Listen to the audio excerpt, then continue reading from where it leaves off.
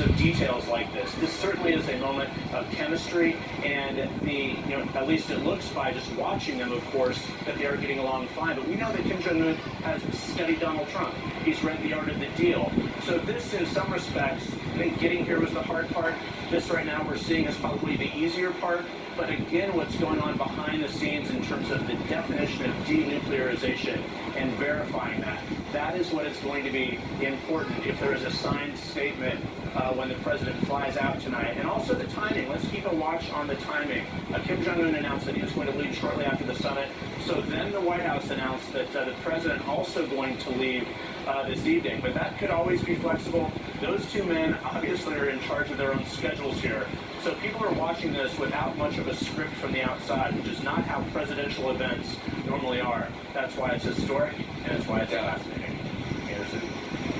Yeah, I mean, Christian, it's very rare that you have an event like this at this level, this magnitude, without months and months of preparation in terms of meetings and hammering out an agreement really in advance. Often a meeting like this is sort of the afterthought, is just signings of papers. Well, that's true. In general protocol, the leaders come together and sign on to something that's been negotiated for months and sometimes years.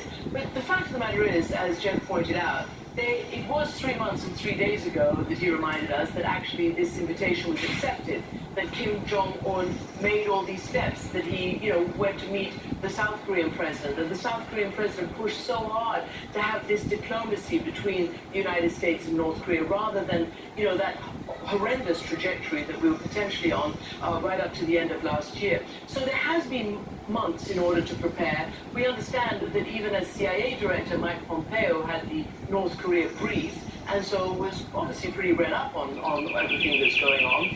And so they have had a pretty decent amount of time. They both know what they want, and we've all been discussing the merits or demerits of having the leaders meet now. And clearly in this generation, in this time, with this American leader, this North Korean leader, getting a measure of each other seems to be what they want to do first. And I am struck by the body language. There's a lot of touching. I mean, there's President Trump touching his arm, Kim Jong-un touching the president's arm. There's a couple of different handshakes. There's the choreography of the standing straight and getting the photo up at the beginning. I have seen American and North Korean flags together. It was actually in Pyongyang. I've even heard the North Korean Philharmonic play the United States national anthem. I thought I was going to die. It was unbelievably chilling. So there have been these moments in the past where there's been an immense amount of hope, and we just hope that this is one of them that will last, have ripple effects, and that their ministers and others can negotiate and hammer out the major details after this meeting. A lot more to cover. Let's go back to Chris in New York. Chris?